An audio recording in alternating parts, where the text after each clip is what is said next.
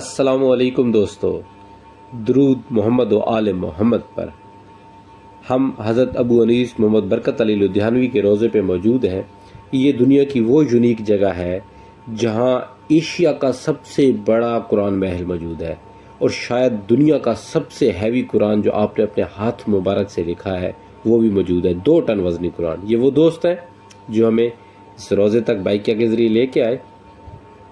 دوستو، آپ جانتے ہیں کہ میرا یہ سفر کسی کی تلاش میں ہے، تو ہم عشق کے بندے ہیں تو عشق کی بات ہی کریں گے۔ آج آپ کو صوفی برکت علی لدھیانوی کا فلسفہ عشق کربلا سنائیں گے۔ ایک درجہ ہے فلانتھراپسٹ کا۔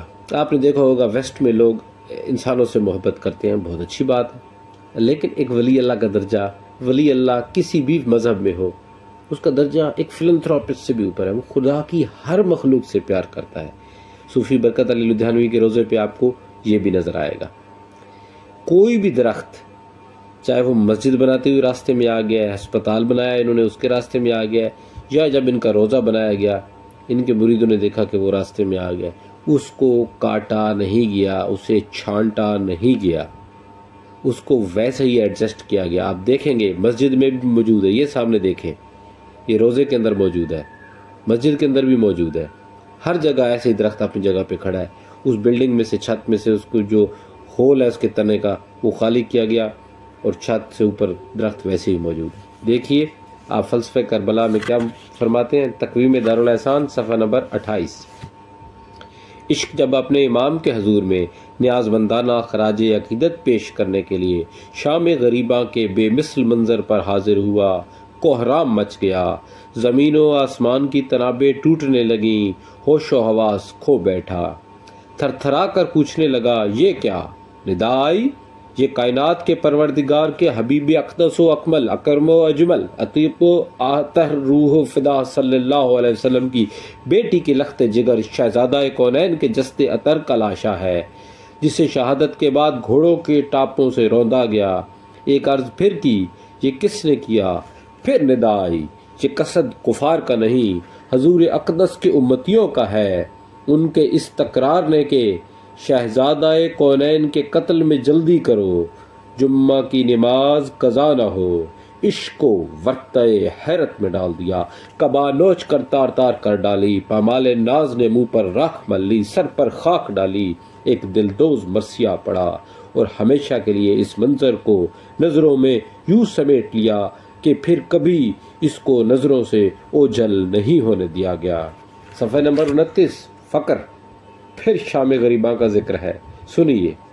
جب شام غریباں کے حضور غلامانہ خراج تحسین پیش کرنے حاضر ہوا، آپے سے باہر ہو گیا۔ فقر کی بات ہو رہی ہے۔ فقر جب شام غریباں کے حضور غلامانہ خراج تحسین پیش کرنے حاضر ہوا، آپے سے باہر ہو گیا، حیرت سے ادھر ادھر دیکھنے لگا، نگاہیں پھٹی کی پھٹی رہ گئیں۔ اس نے ایسا منظر پہلے کبھی نہ دیکھا تھا۔ اس کے سامنے ریت کے ذروں پر حسن و عشق اور وفا و جفا کی داستان کا انوکھا باب خون سے لکھا ہوا تھا۔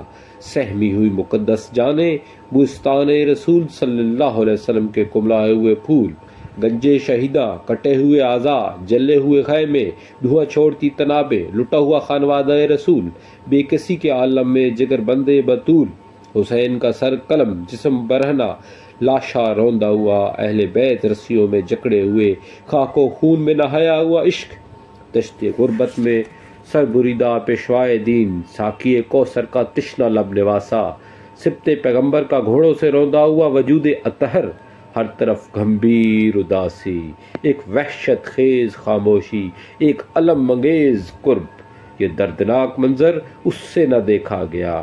وہ خون کے آنسو رویا، ہوش و حواس کھو بیٹھا، بسمل کی طرح لوٹا، مذبوح کی طرح تڑپا، پھر یکایک اس نے عمارت کی اینٹ کر دی، لذت کا جام توڑ دیا، زینت کا امامہ زمیں پر دے مارا، راحت کا ترانہ بند کر دیا، عشق کا رباب توڑ دیا، شہرت کی قبا تار تار کر دی، شام غریباں کے محبوبوں کی خاک پاس سر میں ڈالی، ندامت کی قبا اوڑھ لی، ملامت کی گدڑی پہنی، صبر کا کاسا تھاما، اور ایسے رپوش ہوا کہ پھر کہیں بھی کسی بھی روپ میں کبھی پرگٹ نہ ہوا۔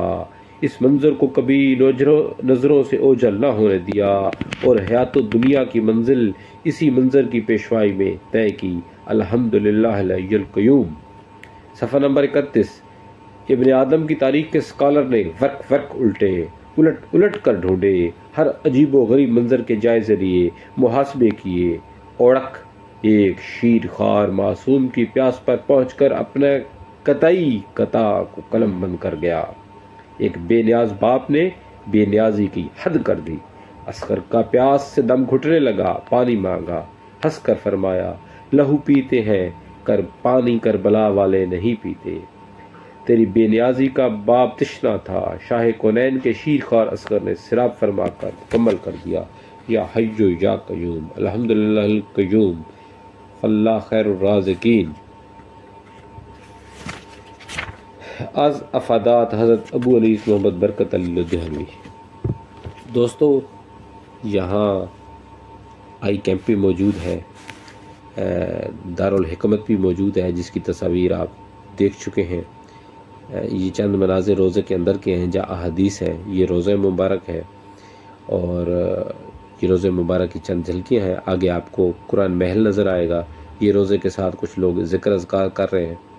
تو یہ چند مناظر ہیں۔ اگر آپ کو اور بھی ویڈیوز دیکھنی ہے اولیاء اللہ کے مزاروں کی، اگر آپ ٹیمپلز کی ویڈیو دیکھنا چاہتے ہیں، اگر آپ مغل شہزادیوں، مہاراجہ رنجیت سنگھ کے جرنیلوں کی ویڈیوز دیکھنا چاہتے ہیں، تو یہ تمام چیزیں میرے چینل پہ موجود ہیں۔ ڈیزرٹ چولستان کی ویڈیوز بھی موجود ہیں۔ یہ دیکھیں، درخت کو کاٹا نہیں گیا۔ یہ وہ مینار جس پہ اصحاب بدر کے نام درج ہے۔ کس طرح لوگ سروائیول کرتے ہیں، how to survive in Cholistan desert, جہاں پینے کا پانی بھی نہیں ہے، جانور اور انسان ایک ہی جگہ سے پانی پیتے ہیں۔ وہ ویڈیوز بھی اس چینل پہ موجود ہے، آپ دیکھ سکتے ہیں۔ یہ ایک دوست ہے، اگر آپ اس کی مدد کرنا چاہیں، اسے دل کا کینسر ہے، تو اس نے کہا تھا کہ میری تصویر بنا لیں اور میرے ذریعے سے گزارش کیجیے گا دوستوں کو۔ ان کا فون نمبر بھی میں اینڈ میں دے رہا ہوں، تو آپ ان سے رابطہ کر سکتے ہیں، ان کی ہیلپ کر سکتے ہیں۔ اللہ آپ کو جزائے خیر۔ جب قرآن محل کی چند جھلکیاں، یہ دنیا کا سب سے وزنی قرآن مجید ہے جس کا وزن 2 ٹن ہے۔ اگر دنیا نہ صحیح تو ایشیا کا تو ضرور ہوگا، مجھے ایگزیکٹ فگر بھول گئے ہیں۔ چند جھلکیاں ہیں، جتنی ہمیں اجازت دی گئی ہم نے اتنی تصاویر بنائی، ویڈیو کی اجازت نہیں ملی تھی۔ تو یہ صوفی برکت علی صاحب کے ہاتھ سے لکھا ہوا ہے۔ نیکسٹ ولاگ تک اجازت دیجیے، اللہ نے کے بعد۔